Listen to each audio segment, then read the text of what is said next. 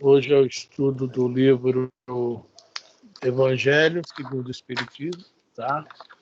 Nós estamos no capítulo 5, do item... Qual item, Elisa? 13. 13, né? Isso mesmo, é o Eu finalzinho. ia falar agora que semana passada eu não fiz o estudo no livro, você não me deu tempo. Não? Não, eu estava em Guarapari, segunda-feira. Ah, você estava lá no trio elétrico, desculpe. Tá bom.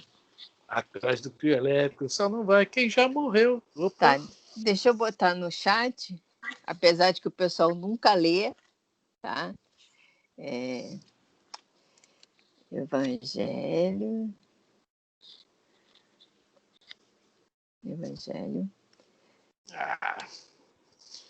Segundo o Espiritismo. Segundo. Capítulo 5, item 13. Nós continuamos em Bem-aventurados os aflitos, né? Isso. Ok. Já estamos, o item 13 é o último. Capítulo 5, né? Uhum. Capítulo 5. E tem o quê? 13. Tem 13, né? É. Tem... É o último item do motivos de resignação, tá? É o último capítulo, parágrafo, tá? 13. Pronto. Se alguém ler, vai ver. O pessoal não lê. Ok. Ok? Vamos lá? Vamos. Bom, então, Evangelho segundo o Espiritismo, tá? Eu virei a câmera sem querer. Vira, filhinha. Pronto. Evangelho segundo o Espiritismo, capítulo 5, item 13. O homem pode suavizar ou aumentar o amargor de suas provas, conforme o modo por que encare a vida terrena. Tanto mais sofre ele, quanto mais longa se lhe afigura a duração do sofrimento.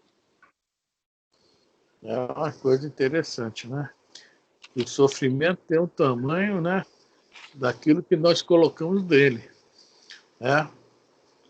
A gente sabe que vai passar por dificuldades diversas, mas como a gente forma a famosa monoideia, a monoideia é isso, a gente se prende em alguma coisa, fica preso àquilo ali, tá?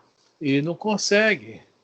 E às vezes, né, que nós já comentamos tanto aqui essa questão, o problema não é tão feio assim, tão sério assim. Mas nós, né, crescemos com esse problema. A gente aumenta o tamanho dele, coloca dificuldades para solucioná-lo. Ah, você poderia fazer, não vai dar certo. E se fosse assim, não, já tentei, e às vezes nem tentou nada, certo? Então, o sofrimento, né, digamos, tem o tamanho tem o tamanho do que nós projetamos nele, podemos falar assim, daquilo que a gente projeta em cima dele. Também não podemos ser irresponsáveis. É como Jesus fala, nem frio, aliás, ou frio ou quente, morno jamais. Tá? O responsável é aquele que não liga para nada, ele é morno. Isso é muito ruim. Porque o morno não tem responsabilidade, não liga para nada, e o que é pior, só agrava a sua situação, que é bem pior. Tá? Então, de acordo com o que nós projetamos em cima do sofrimento, ele vai ter a duração, inclusive, dessa projeção nossa. Porque se a gente... Nós sabemos, né, que dói, que não é legal, que estamos passando por dificuldade, mas se prender a essa ideia, nunca vai acabar. Nós vamos desencarnar junto com ele. Carregar ele conosco lá para o outro lado, que é pior, né? Ora, aquele que encara pelo prisma da vida espiritual apanha num golpe de vista a vida corpórea.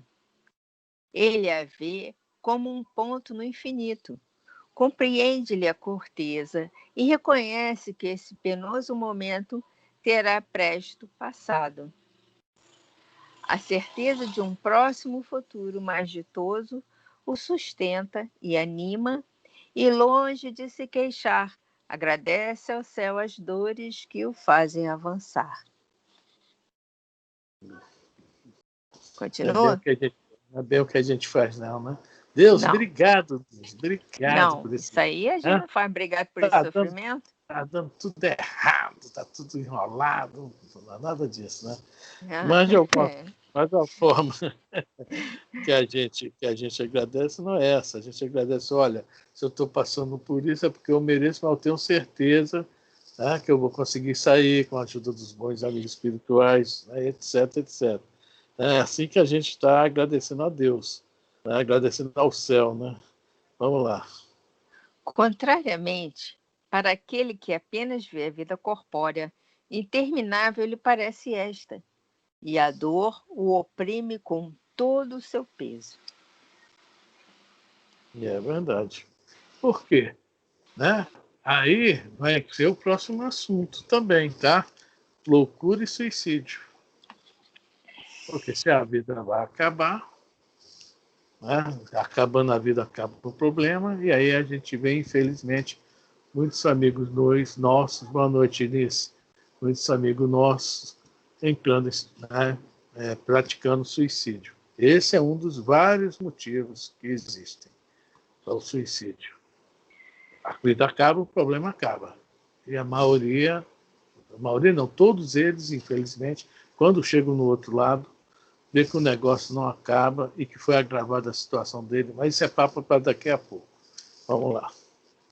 Daquela maneira de considerar a vida, resulta ser diminuída a importância das coisas deste mundo, e sentir-se compelido o homem a moderar seus desejos, a contentar-se com a sua posição, sem invejar a dos outros, a receber a atenuada impressão dos reveses e das decepções que experimente. Daí tira ele uma calma e uma resignação tão úteis à saúde do corpo quanto à da alma, ao passo que, com a inveja, o ciúme e a ambição, voluntariamente se condena à tortura e aumenta as misérias e as angústias da curta existência. Vamos falar aqui, daí tira uma calma e uma resignação tão úteis à saúde do corpo, né? E hoje a ciência, né? A ciência aí do nosso mundo, a ciência normal, digamos assim, está cada dia que mais se aprofundando nisso, né? A ciência já entende que o modo que nós vivemos, como nós nos portamos, principalmente perante situações difíceis, isso vai, como é que se fala, comprometer muito nossa saúde. A pessoa que só anda com ódio, com rancor, com mágoa, ressentimento, tristeza, olha quantas coisas aí que fazem mal à saúde. O que é mais legal é isso, a ciência mesmo normal já está compreendendo isso. Boa noite, Mário. Boa noite, Mário. Boa noite. A gente tem que procurar manter essa calma e essa resignação, que não é fácil, não é fácil. É muito difícil. Boa noite, Carla. Boa noite. Mas lá na frente nós vamos ver que existem duas situações parecidas, mas que referente à resignação. Existe lá na frente, eu acho que é no capítulo 9, se não me engano, a obediência e resignação. Aí os espíritos falam, o que é a obediência? É o que nós, já que nós não somos resignados, devemos primeiro praticar. A obediência é o consentimento da razão, que eles falam. E a resignação é o consentimento do coração. Como nós não estamos ainda nesse ponto, né, de evolução, que a gente seja resignado por sentimento, por ter certeza na vida futura, por ter certeza em um monte de coisas aí, né? Então usemos a obediência. Poxa, eu já aprendi que eu não devo, em certas situações, ficar com raiva. É lógico que na hora daquela explosão, mas tenho que me acalmar, tenho que lutar contra isso. Guardar mágoa, temos que lutar contra isso. Então, isso aí é a obediência. Obedecer às leis divinas. Não significa que nós já seguimos ela, mas já é um primeiro passo. Como diz o ditado chinês, né? Ninguém anda uma milha se não der o primeiro passo. Não é isso? Bom, aqui nós acabamos essa questão os motivos de resignação que o Evangelho nos aconselha. Porque quando Jesus fala bem-aventurados os aflitos, que serão consolados, mas esse consolo vai partir o quê? Através da nossa resignação, não é através da revolta. Agora, a resignação ela é ativa, tá? Ela não é passiva. Não é sentar e ficar esperando, não. É lutar também. Tá? O Pai não cessa de trabalhar, e eu também, né? Jesus nos fala, e nós também. Vamos trabalhar, vamos lutar isso, né? Trabalhar isso dentro de nós, vamos lutar contra isso. Ok? Alguém quer falar alguma coisa? Então, deixa eu falar para quem entrou agora. Nós estamos no Evangelho segundo o Espiritismo, capítulo 5. Agora nós vamos para o item 14. O suicídio e a loucura. Certo? Item 14, suicídio e a loucura. Nós, quando vemos isso aqui, o suicídio e a loucura, né? Se nós formos olhar a nossa história, a história nossa da humanidade, né? Isso sempre aconteceu, sempre existiu, mas nós vamos ver como que hoje as coisas estão bem diferentes, né? Estão de um lado mais avançados e de outro, tristemente, mas parece que piorou, né? Que essa questão de loucura, quando a gente vê aqueles filmes antigos, a gente vê que havia loucos, né? Antigamente, na época de Jesus. Tá? Antes de Jesus, quando alguém ficava louco ou tinha assim, alguma doença tipo lepra, tuberculose, era considerado castigo dos deuses. Tá? Achava, por isso que havia lá em Jerusalém, inclusive o Vale dos Imundos, né? Pegavam essas pessoas e colocavam, isolavam ela da sociedade. No caso dos hebreus, eles tinham lá Boa noite, Carla. Tinha lá o livro da vida, essas pessoas eram retiradas, o nome delas do livro da vida. Elas eram consideradas mortas. Tá? Na Grécia Antiga, tem o famoso Hipócrates, né, que é o pai da medicina. Ele chega, os gregos eram mais materialistas, né, e ele fala, gente, olha só, tem uma coisa errada aí. Tá? As loucuras, doenças mentais, são provenientes do cérebro. Tá? Há outro tipo de loucura que havia muito, que era a mediunidade feminina, que eles chamavam de histeria. Histeria é uma palavra que vem do útero. Tá? Ou seja, eles referiam isso que o Freud vai colocar na libido. Né? Ou seja, a histeria eles achavam que era um problema também dos deuses. Depois ele fala, não, a histeria, dentro do materialismo dele, é problema do útero. Tá? E já colocou um pouco de ordem no negócio. Tá? Mas na época de Jesus eles continuavam também fazendo os exorcismos para curar as loucuras. E nós sabemos que a maioria das loucuras também vem acompanhada de uma obsessão. Isso vai caminhando, chega a Idade Média, igreja dominando tudo, inquisição para as bruxas, que eram nada mais que médios, né? Mulheres médias, os bruxos, homens médios, que também, né, devido a uma obsessão ou então uma mediunidade muito ostensiva, eram considerados loucos. Então a gente vai vendo que a nossa história em relação à loucura era muito extensa. E hoje, com o Espiritismo, nós sabemos que a loucura tem suas causas passadas, geralmente, tá? Nós vamos ler no livro, nós vamos estudar isso no livro Mundo Maior. É complicado o negócio, tá? Ela pode-se falar que ela fica impregnada na alma, precisa às vezes de encarnações para ter uma cura, mas é o tal negócio, nós temos que sempre procurar a causa. E na causa, é assim que os espíritos cuidam dela no plano espiritual, e através da causa eles vão combatendo, né, os efeitos.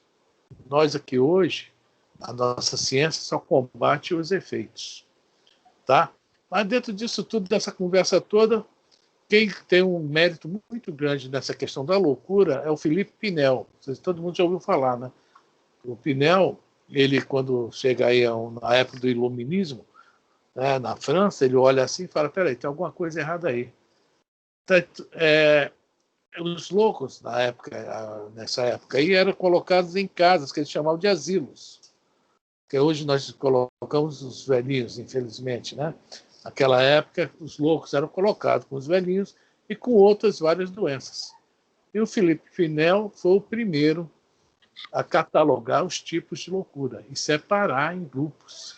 Ó, esse aqui é um problema X, esse problema Y, coisa que até hoje continua sendo feita, só que hoje bem mais avançado. Depois entra a psiquiatria, que não existia naquela época. A psiquiatria já procura chegar às causas de uma forma muito material ainda, mas já estão procurando a psicologia, com exceções do quê? Dos psicólogos e psiquiatras espíritas e espiritualistas, que acreditam na vida após a morte, na vida, sucessão de vidas.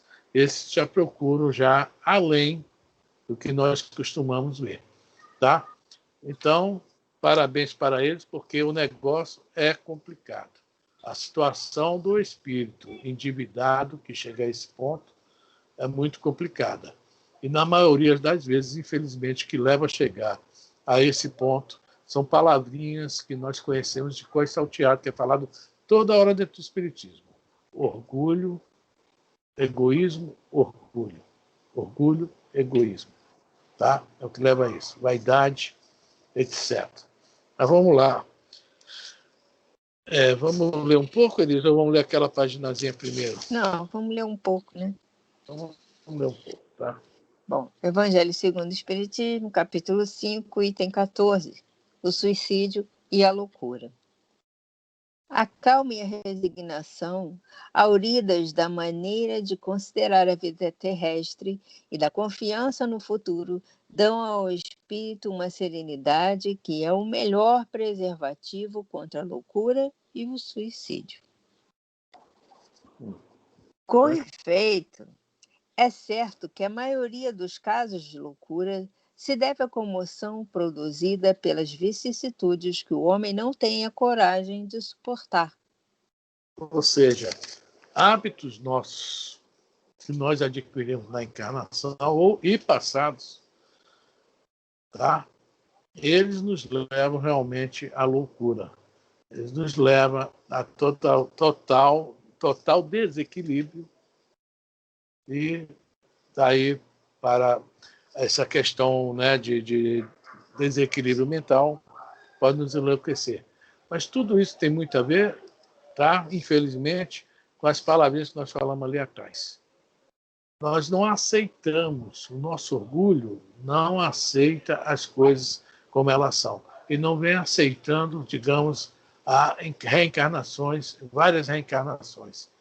E quando nós não conseguimos chegar a essa calma, essa serenidade, não conseguimos nos controlar, não conseguimos mais acreditar no futuro, o que acontece? Vem a explosão, que é o famoso surto. Então, as vicissitudes, que são todos os nossos vícios, nossas paixões, nossas imperfeições, e nós não conseguimos, quando nós não conseguimos mais lidar com elas, vai nos causar esse estado aí de desequilíbrio mental. Tá? Vamos lá.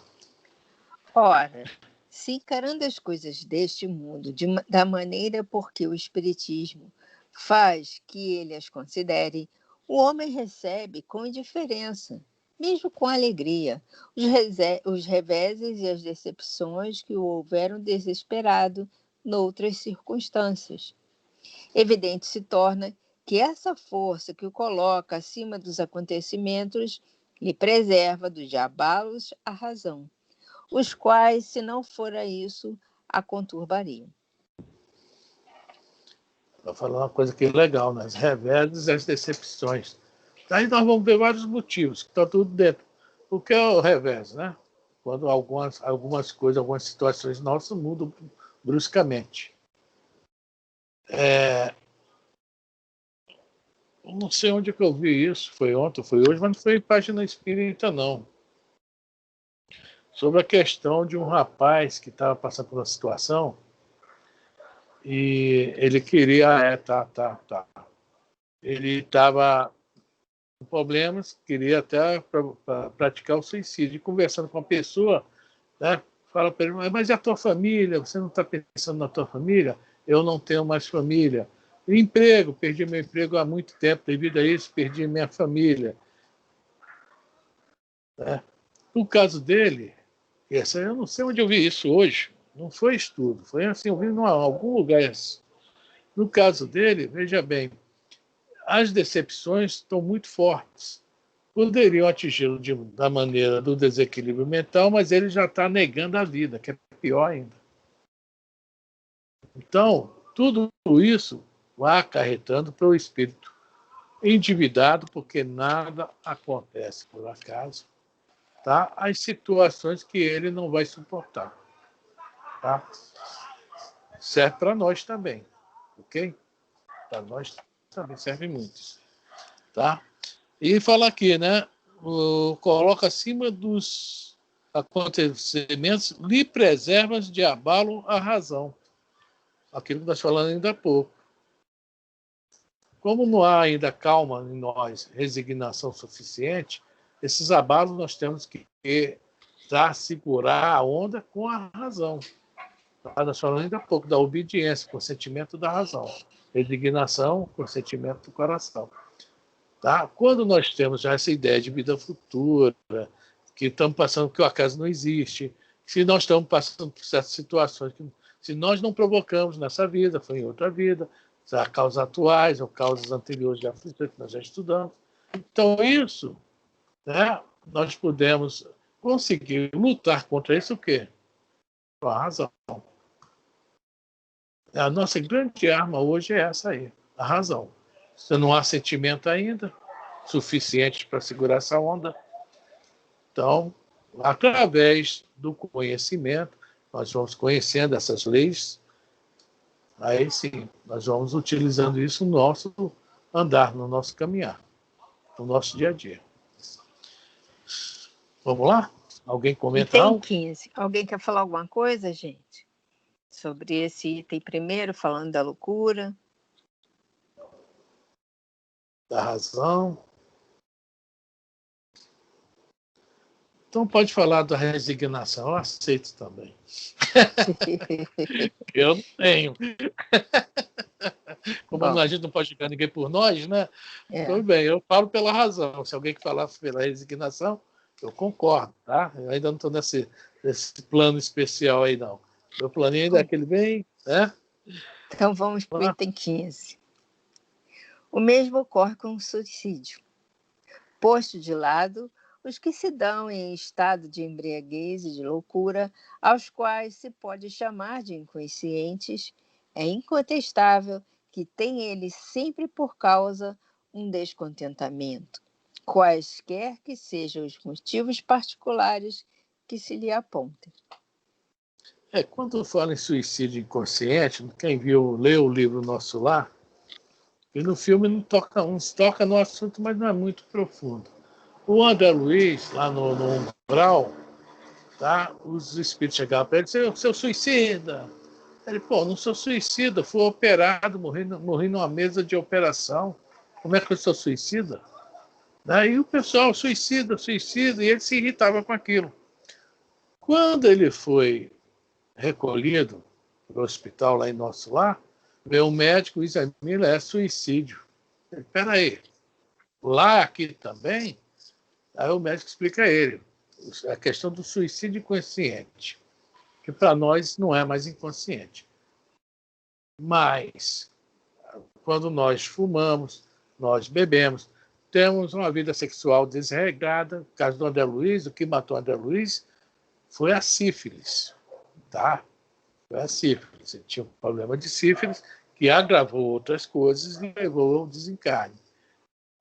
Então, há vários modos da gente desencarnar como suicida. Inconsciente. Mas inconsciente para quem não entende, para quem não sabe.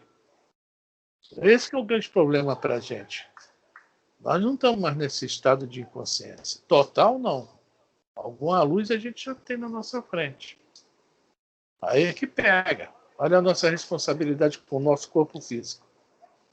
Que a questão nossa maior é que quando nós reencarnamos, dentro do planejamento reencarnatório, nós temos, tá, uma, assim, digamos, uma projeção dos anos que nós necessitamos aqui no planeta para desempenhar melhor a nossa missão e os nossos resgates.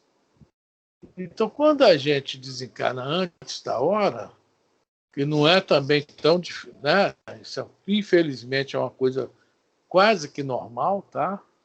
Nós estamos perdendo tempo, estamos perdendo oportunidade. E, geralmente, quando isso acontece, é devido ao famoso suicídio inconsciente. É mais um motivo de preocupação. Aí a gente fala, poxa vida, o Espiritismo só ensina isso, ter preocupações? Não. Abre a mente. Abre a mente, só isso. Tá? Se a pessoa depois quiser ir para farra, fazer o que bem entender, não é proibido, não. Só tem consciência. Consciência que se fizer as coisas, né, erradas, vai dar mal, vai dar errado também. Se vocês prestarem atenção, assim, no caso, os meus filhos, a filha da Elise e tal, a maioria dos nossos filhos foram evangelizados dentro da doutrina espírita. Eles podem até hoje não ser mais aqueles espíritas, né? Mas o que eles aprenderam dentro da casa espírita, eu fico bobo olhando. Não é verdade, Elisa? Né? Eles, muitas coisas que os jovens, junto a eles, com eles, fazem e eles não fazem, é essa consciência. Eu nunca cheguei para o meu filho, não beba, não fuma. Nunca eles fumaram e de vez em quando que eu vejo eles com uma coisinha mínima mesmo assim, para não... Quer dizer, essa consciência do aprender é muito importante para a gente se preservar. Tá? Eu estou falando isso porque, né, os filhos, nossos filhos são melhores que filhos de ninguém, nada Não, disso. mas porque eles têm um entendimento das consequências. Exatamente. Né? Eles conhecem isso, sabem as causas e os efeitos. A ação que vai gerar uma reação. Há uma história interessante que eu já contei várias vezes aqui no grupo, que existe uma baixinha lá no CEOI, lá em Jacarepaguá, chamada Dalila. Dalila Araújo, ela é palestrante. Poxa, eu fiquei alguns anos frequentando os cursos lá com ela. Muito doida, muito maluca. E ela foi no médico, uma época aí, eu estava até lá na época, ela foi médico. Ela falou que é um médico e tal, não houve estudo no dia. Na outra semana ela chega, gente, que novidade que eu vou contar para vocês. Eu fui ao médico, tá? Estou sendo lá cuidada, por de repente eu olhei para a mesa dele, tinha um retrato pequenininho. Eu fiquei olhando aquele retrato, olhei, eu conheço essa senhora. Falou para ele, olha, quem é essa senhora aqui? O médico, a senhora conhece? Claro, conhece a fulana de tal. Ela é espírita, frequentou uma casa em tal lugar que eu frequentei também. Hoje eu estou em outro lugar. Ah, tá, ela... Então a senhora também é espírita, e começou aquele papo animado. Aí a Dalila se sentiu lá à vontade, falou, o senhor também é espírita? Aí ele fala, não, não sou. Ela, que pena, né? Não, mas minha mãe me colocou na evangelização. E hoje eu não sei se agradeço a ela ou não. Isso é um médico falando para a Dalila, tá? Por quê? Eu nunca agi como meus colegas. Eu nunca abusei de mulheres, nunca assim, abusei do álcool, nunca... Quer dizer, ele conhecia as consequências, e aí no final ele falou, não sei se eu sou feliz ou não por isso. Olha só que pergunta que ele faz a Dalila. Não sei se eu sou feliz ou não por isso. E a Dalila, você sabe que você é feliz por isso. Que você, né? A tua consciência está tranquila, você não praticou nada de errado. E os jovens praticam, às vezes, até por desconhecer. Mas você, por conhecer, conseguiu fazer as coisas certíssimas. Parabéns para você. Tá? Então, isso é muito legal. O conhecimento é muito bom. Não é para a gente falar, eu conheço, eu sei. É para a gente utilizar ele e nos defender até, não é isso? Nos conservar, não é isso? Exatamente. Então, vamos lá.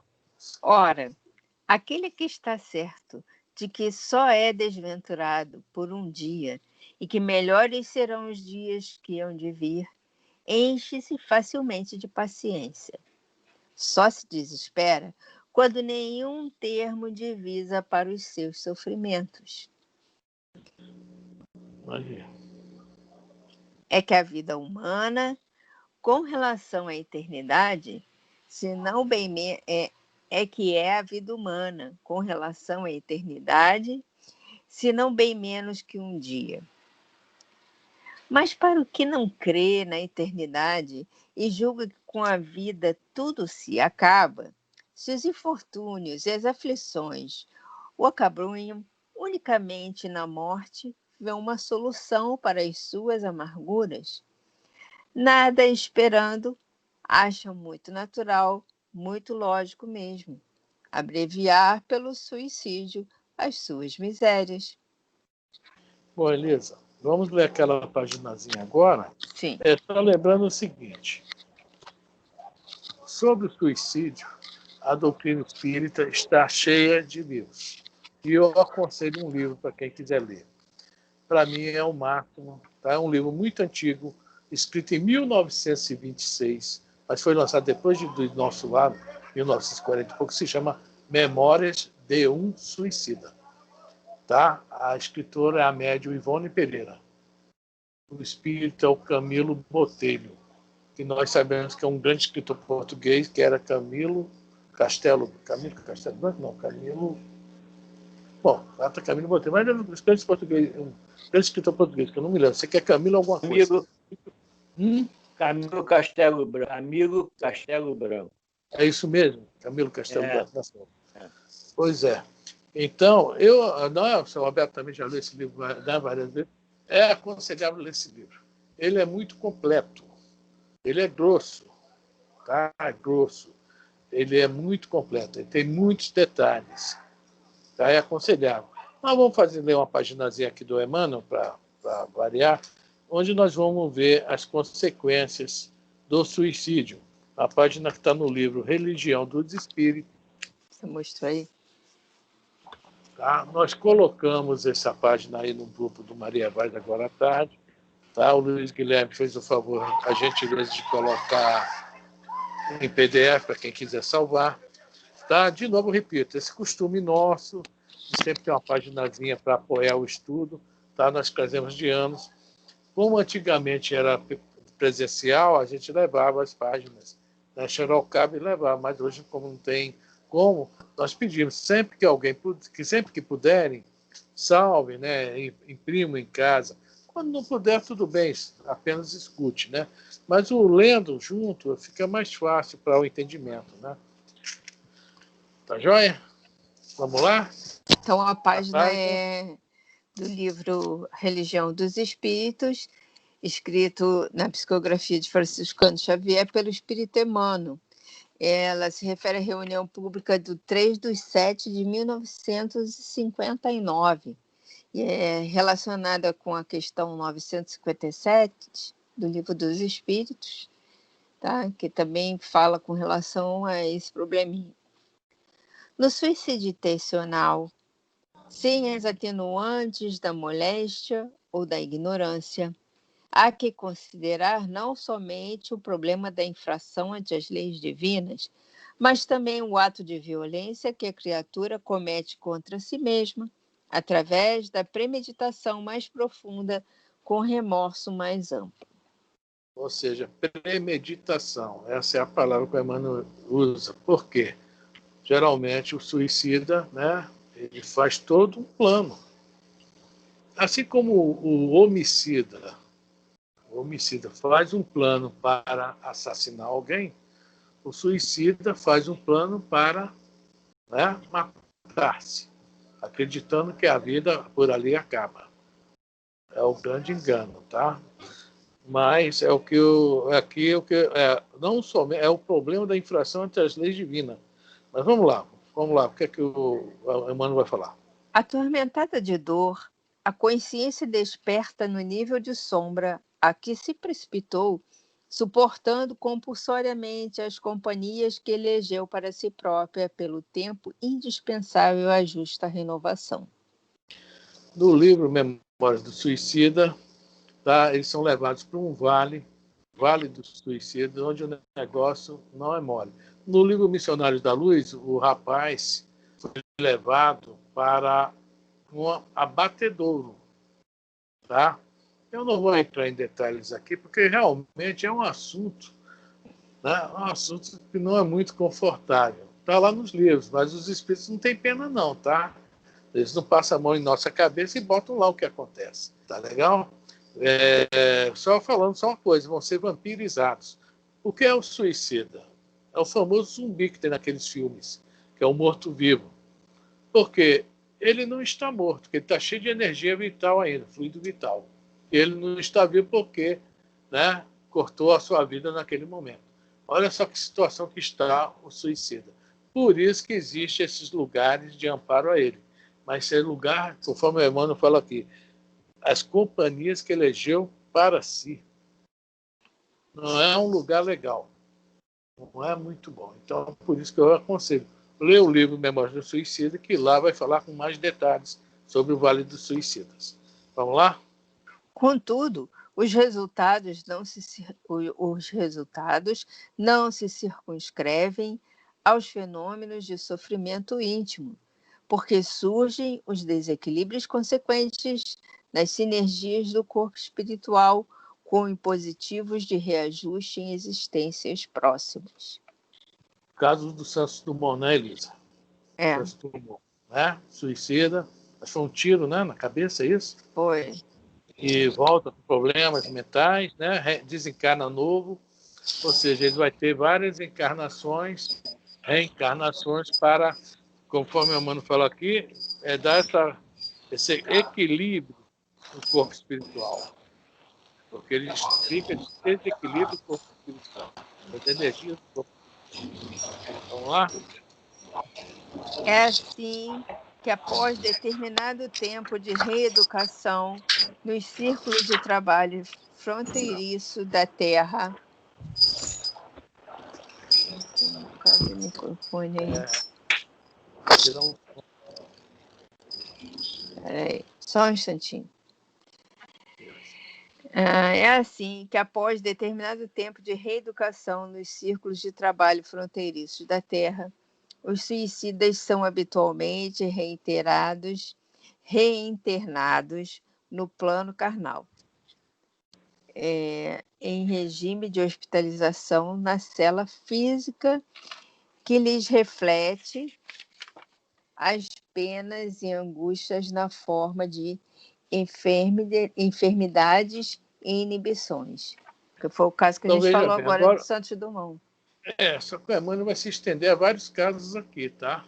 Vários casos que o Emmanuel vai colocar aqui. Que se torna até fácil. Olha só como são as coisas. Às vezes, algumas coisas que a gente vê, torna fácil. Por exemplo, os anões. Né? Geralmente, os anões foram espíritos, tá? Que se jogaram de altura para desencarne. E assim por diante. O Emmanuel vai falar algumas coisas aqui que né, é chato falar, né? De repente, nós também já fomos em outras vidas.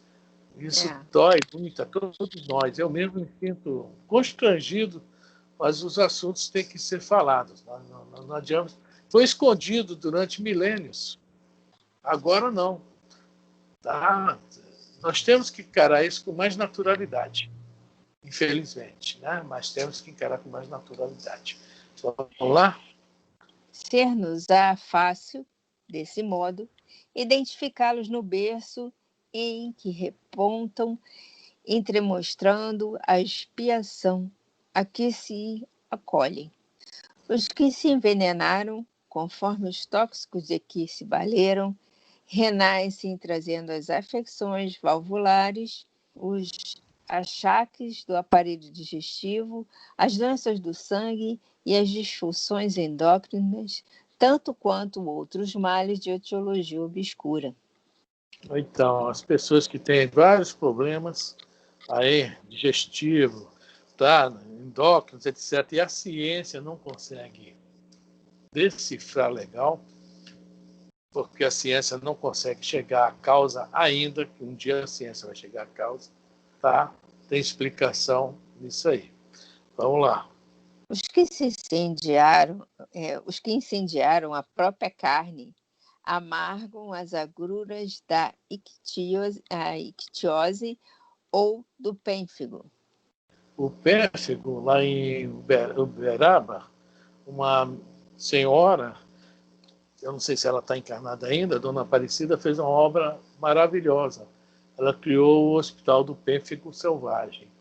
Tá? E ela até usava uma certa substância, que eu esqueci qual é, para dar banho nesses irmãos que iam para lá, se internavam lá, que aliviava muito.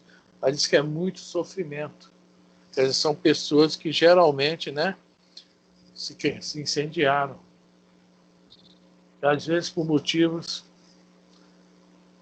E o senhor Roberto, você lembra o nome do que ela usava até para dar banho no pessoal do pênfigo? Era permanganato? Não, era outra coisa. Isso aqui era uma substância que fica até violeta. Violeta genciana? Acho que é isso aí.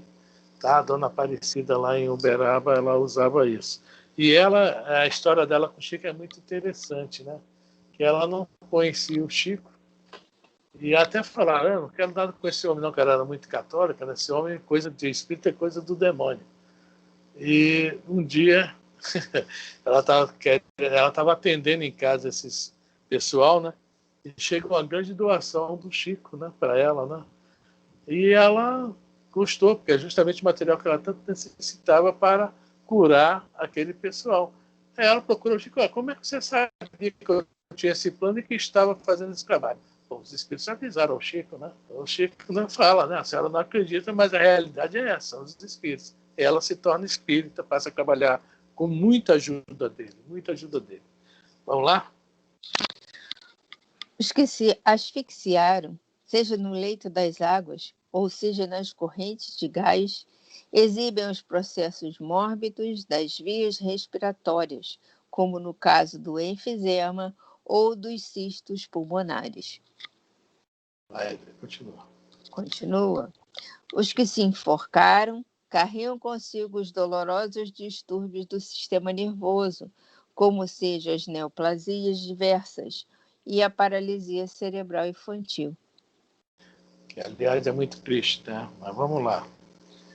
Os que estilhaçaram o crânio ou deitaram a própria cabeça sobre rodas destruidoras experimentam desarmonias da mesma espécie, notadamente as que se relacionam com o cretinismo, e os que se atiraram de grande altura reaparecem, portanto,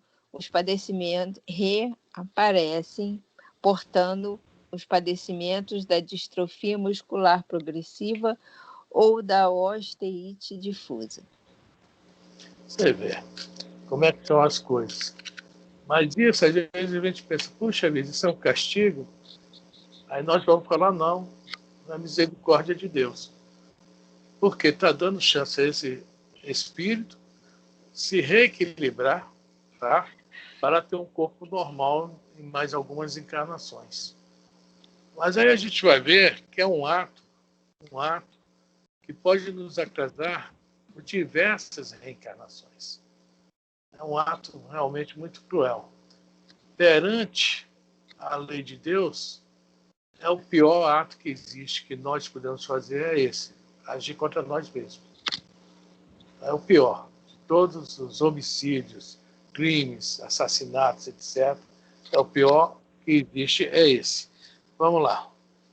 Segundo tipo de suicídio, direto ou indireto, surgem as distonias orgânicas derivadas, que correspondem a diversas calamidades congênitas, inclusive a mutilação e o câncer, a surdez e a mudez, a cegueira e a loucura, a representarem terapêutica providencial na cura da alma. No livro Memórias do Suicida, teve um senhor também que suicidou. Antes de suicidar, eu não sei, eu acho que é a esposa dele que ele mata ela estrangulada antes de suicidar. Aí ele foi recolhido, foi tratado, viu, né, o remorso, né, ficou muito aborrecido com o que ele fez, muito triste. E lá no plano espiritual é interessante que ele fala para os outros amigos dele, engraçado, eu já não estou conseguindo mais ver a minha mão. Olha só, a culpa, né, que ele carregava, indicava isso aí, que ele ia nascer maneta. No plano espiritual, ele já não conseguia ver a mão. Ou seja, que foi, né, o instrumento do crime dele, que mais pesava nele. Quer ver que não é castigo. Somos nós que colocamos em nós mesmos, né, o que nós necessitamos para nos melhorar.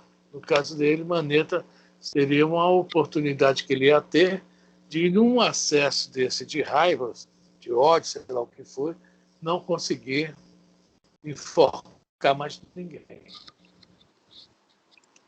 Olha a proteção aí. Vamos lá, Genilson. Junto de semelhantes quadros de provação regenerativa, funciona a ciência médica por missionária de redenção, conseguindo ajudar e melhorar os enfermos de conformidade com os créditos morais que atingiram ou segundo o merecimento de que disponham. Ou seja, a ciência médica já consegue também melhorar muitos casos por causa disso aí, porque muitos já têm créditos morais, né, e merecimento. Há casos de casos, né? A gente sempre comenta. Tem um espírito aí que eu não tenho, nunca ouvi, assim, no início da mediunidade de Chico Xavier, ele recebia um espírito chamado Agar, de uma moça. Tá? Tem alguns livros que têm mensagens da Agar. E a Agar, pelo que consta aí, a fofoca espírita, né? Dizem que ela foi uma suicida.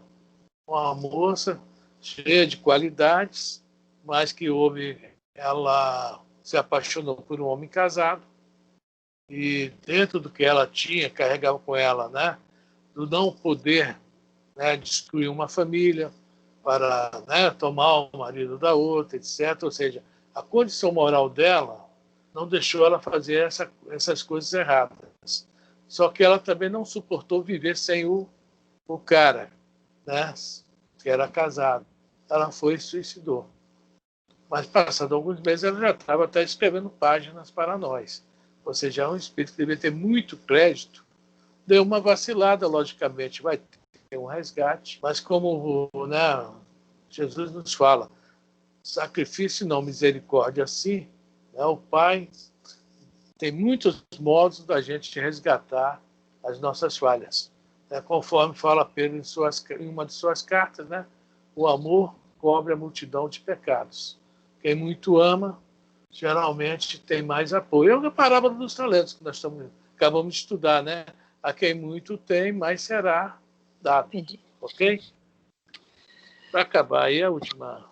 Guarda, pois, a existência como dom inefável, porque teu corpo é sempre instrumento divino, para que nele aprendas a crescer para a luz, e a viver para o amor, ante a glória de Deus. Eu vou só ler aqui, no livro Consolador, a pergunta 154, o último parágrafo da pergunta 154, tá?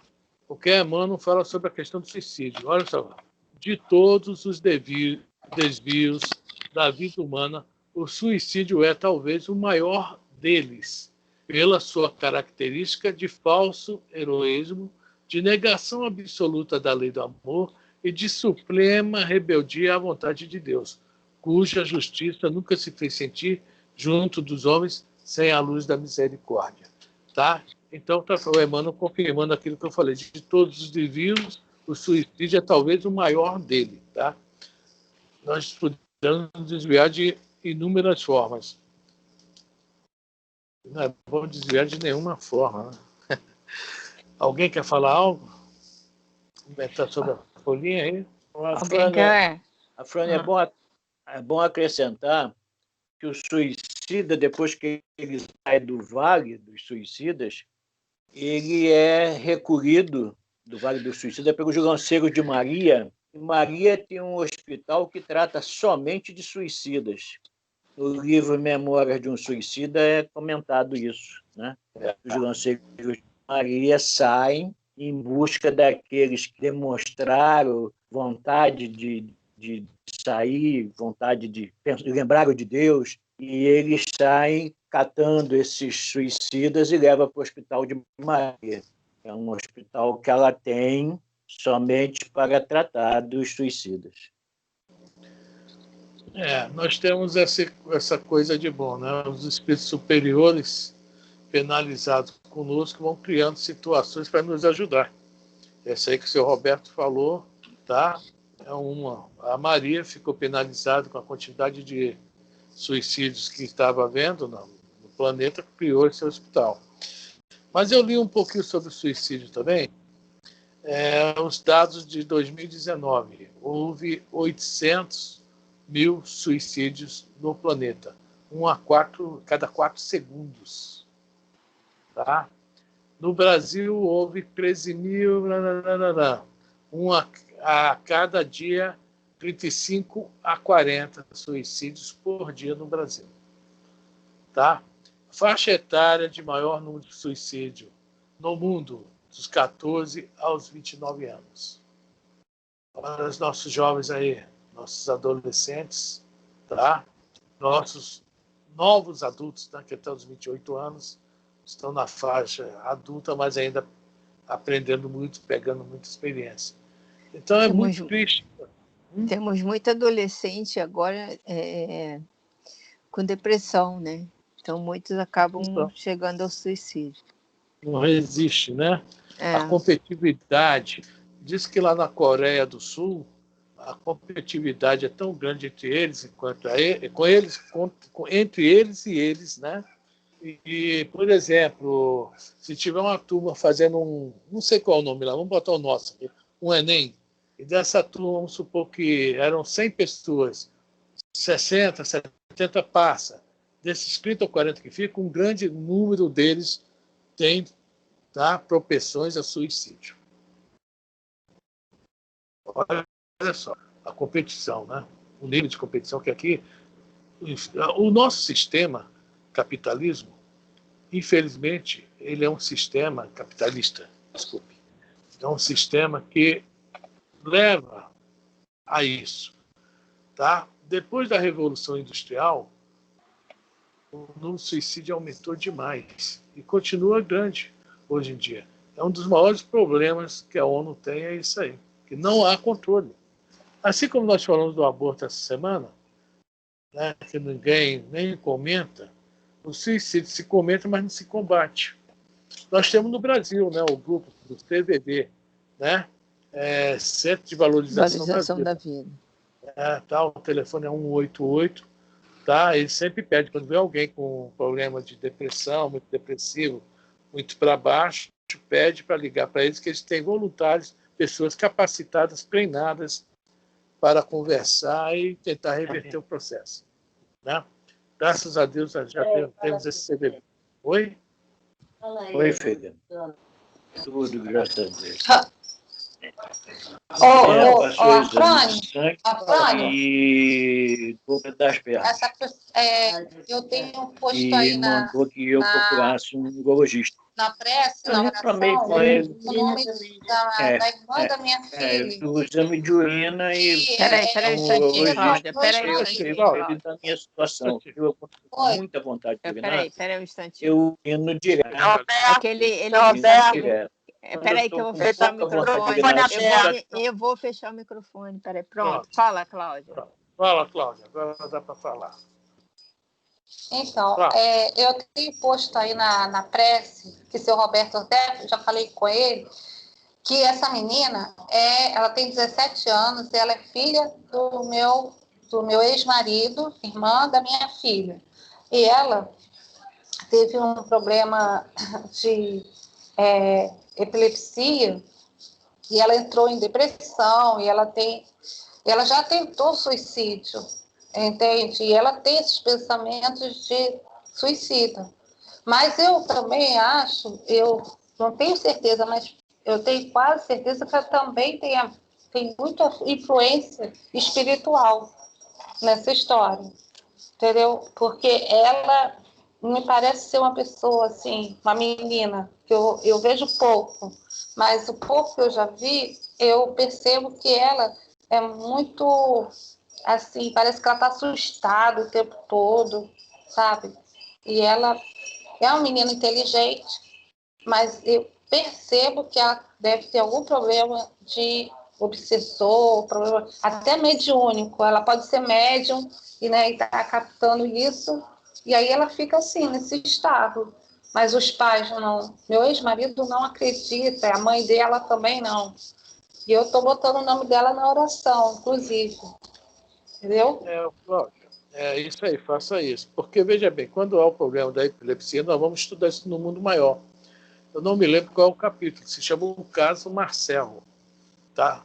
O caso Marcelo é esse, os espíritos inimigos dele chegam, ele nem chega a, como é que se fala, a ver, só sentir a aproximação através das vibrações, ele foge do corpo. É um fenômeno da epilepsia, causa espiritual. Por isso que a ciência não consegue uma definição para esse fenômeno, porque ele é um fenômeno totalmente espiritual, de obsessão. E no caso dela, por que tentar o suicídio? Porque esses irmãos que são inimigos dela, se ela já foge deles. Tá? Estou falando que é isso. Pelo amor de Deus. Só quem sabe é o lado de lá. O lado de cá, pelo que a gente lê, a gente estuda, com certeza o que acontece? Os espíritos vão, né? Para que viver? Está tão mal aí, está numa pior, sai dessa vida. A influência enorme. Eu li uma historinha aí do CVV que eu achei assim interessante também, que é muito chata essa história, porque nós sabemos que tem muitos espíritos trevosos aí reencarnados. Tá? Nós sabemos demais, está sendo dada a última oportunidade. E nós vemos cada coisa pela internet que realmente é horrível, é de arrepiar. Uma senhora conta também uma história de uma menina de 17 anos que também tinha as tendências de suicídio. E eles tentaram, igreja, isso, aquilo, de tudo que é forma, e não conseguiram, principalmente que, nesse meio tempo, os pais se separaram. Quer dizer, isso causou maior, né, depressão, estado depressivo na menina. E um dia, depois de tudo, levar psicólogo, psiquiatra, remédios, tratamentos, não teve jeito. Ela deu uma vacilada à mãe, a menina chega em casa, a menina suicidou, tomou veneno e tal. E ela leu no computador que há um grupo de suicidas. Ou seja, hoje, ela estava escrito, hoje é o teu dia, te vira. Estava escrito no computador. E hoje era o dia dela, te vira, e ela faz suicídio. Deu para entender como o negócio é feio, como essa questão espiritual dá a encarnados altamente influenciados e que influenciam também agindo nisso aí. Tá?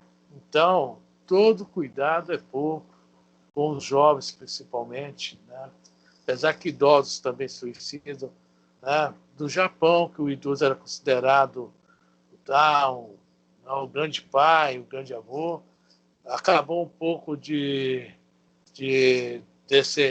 respeito aos idosos e muitos deles estão suicidando. A Carla escreveu o que aí, Lisa?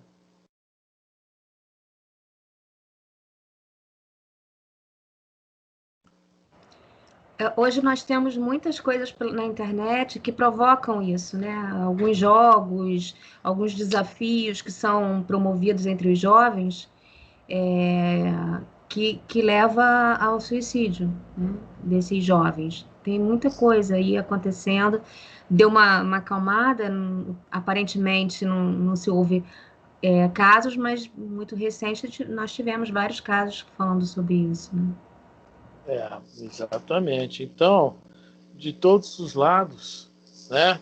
Eu, às vezes, chega alguém para mim, o meu filho é um santo, é um tranquilo, fica o dia todo no computador jogando.